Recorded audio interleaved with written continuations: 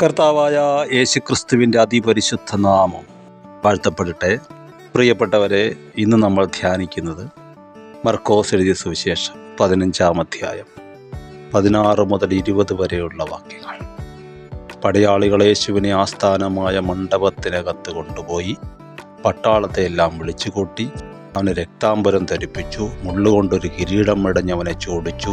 യഹൂദന്മാരുടെ രാജാവെ ജയ ജയ എന്ന് പറഞ്ഞ് വന്ദിച്ചു. കോൽ കൊണ്ട് അവൻ്റെ തലയിലടിച്ചു, അവനെ തുപ്പി മുട്ടുകുത്തി അവനെ നമസ്കരിച്ചു. അങ്ങനെ അവനെ പരിഹസിച്ച ശേഷം അവർ രക്താംബരം നീക്കി സ്വന്തം വസ്ത്രം ധരിപ്പിച്ച് അവനെ ക്രൂശിപ്പാൻ കൊണ്ടുപോയി. എൻ്റെയും നിങ്ങളുടെയും വീണ്ടെടുപ്പിന് വേണ്ടി വന്ന യേശു കർത്താവ്. ദൈവം ഒരു മനുഷ്യനെ മാനവജാതിക്ക് വേണ്ടി തരുമ്പോൾ, സ്വന്തം പുത്രനെ തരുമ്പോൾ ഒന്ന് രക്തം ചൊരിഞ്ഞാൽ പോരെ? വെടിവെച്ച് കൊല്ലുക, അമ്പ് ചെയ്ത് കൊല്ലുക. വെറും ഒരു മരണം മാത്രമായിരുന്നില്ല. ഒരു മനുഷ്യൻ്റെ സകല മേഖലയിൽ അവൻ അമ്മയുടെ ഉദരത്തിലായിരിക്കുമ്പോൾ തൊട്ട് അവൻ നിത്യതയിൽ ചേർക്കപ്പെടുന്നവരെ മാനവജാതി അനുഭവിക്കുന്ന സകല വിഷമങ്ങളിലും പങ്കുകാരനാകാൻ പുത്രനെ തന്നു. അതുകൊണ്ട് യോഹന്നാൻ പറഞ്ഞു, മാറത്ത് ചാരിക്കിടന്ന് ആ ഹൃദയസ്പന്ദനം സ്നേഹം അനുഭവിച്ചവൻ പറഞ്ഞു, നാം അവനാൽ ജീവിക്കേണ്ടതിന് ദൈവം അവനെ തന്നു. യേശുവിനാലാണ് നമ്മൾ ജീവിക്കേണ്ടത്. ഓരോ ഘട്ടത്തിലും അവനെ മാറ്റി നിർത്താൻ കഴിയുകയില്ല. പരിഹാസം ഈ തലമുറയിൽ അനേകരെ നശിപ്പിച്ചു. ഇൻസൾട്ട് കാരണം ആത്മഹത്യ ചെയ്തു എഡ്യൂക്കേറ്റഡായ ഒരു സർക്കാർ ഉദ്യോഗസ്ഥ, വലിയ പദവിയിലുള്ള ഒരു സഹോദരി ആത്മഹത്യ ചെയ്തു.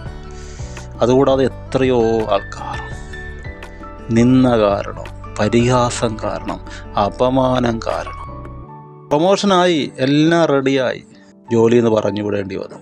കൂട്ടുകാരെല്ലാവരും കാത്തിരിക്കുകയായിരുന്നു വെട്ടിപ്പൊട്ടിച്ചിരിക്കാൻ. കാരണം ഇവൻ പദവി പ്രാപിക്കുന്നതിൽ, പ്രൊമോഷൻ പ്രാപിക്കുന്നതിൽ അവർക്ക് അസൂയായിരുന്നു. രക്താംബരം ധരിപ്പിച്ച് അപമാനിച്ച് പരിഹസിച്ചിട്ട് രക്താംബരം നീട്ടി സ്വന്തം വസ്ത്രം ധരിപ്പിച്ച് ക്രൂശിക്കാൻ കൊണ്ടുപോയി. നോക്കിക്കേ, എല്ലാവരെയും വിളിച്ചു കൂട്ടി. റൂമിനകത്ത് കയറി സൈലൻ്റായിട്ട് കാര്യങ്ങൾ പറയുകയല്ല, എല്ലാവരെയും വിളിച്ചു കൂട്ടി പരസ്യമായി ആക്ഷേപിക്കുന്നു. മുള്ളുകൊണ്ട് കിരീടം മെടിഞ്ഞ് ചോടിച്ചു, തലയിൽ ടെൻഷൻ്റെ മേൽ ടെൻഷൻ, തുപ്പി, മുഖത്ത് തുപ്പി, അവൻ്റെ മുമ്പിൽ മുട്ടുകുത്തി അവനെ കളിയാക്കി നമസ്കരിച്ചു. കർത്താവ് എല്ലാം സഹിക്കുക. വചനം പറയുന്നു, മുമ്പിൽ വച്ചിരുന്ന സന്തോഷമോർത്ത് അപമാനം അലക്ഷ്യമാക്കി. ഇന്ന് നീയും ഞാനും കടന്നു പോകുന്ന എല്ലാ മേഖലകളിലും എൻ്റെ കുഞ്ഞുങ്ങൾക്ക് താങ്ങായി ഞാനുണ്ടാകും.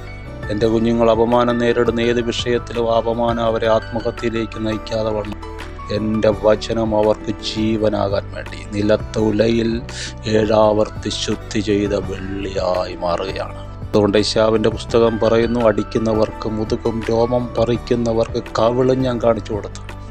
എൻ്റെ മുഖം ഞാൻ തീക്കല്ലിനേക്കാൾ കടുപ്പമുള്ളതാക്കി.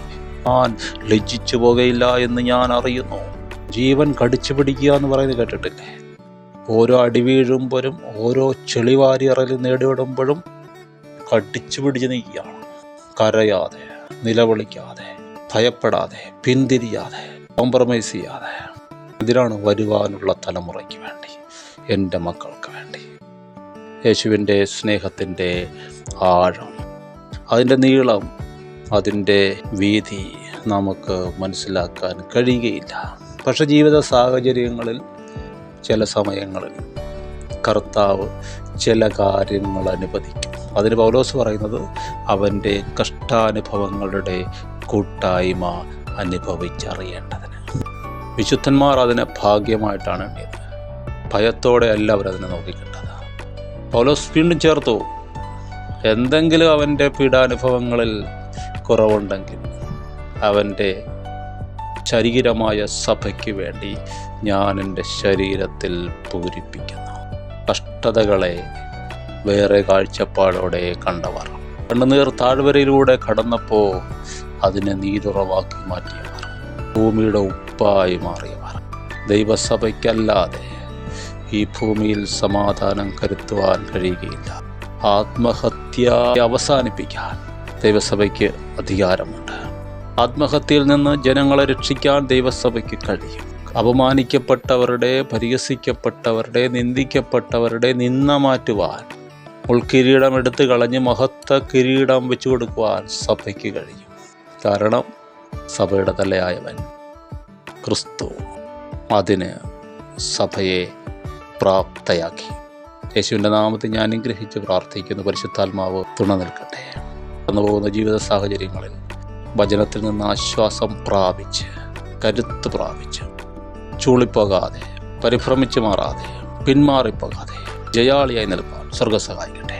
ആമേൻ.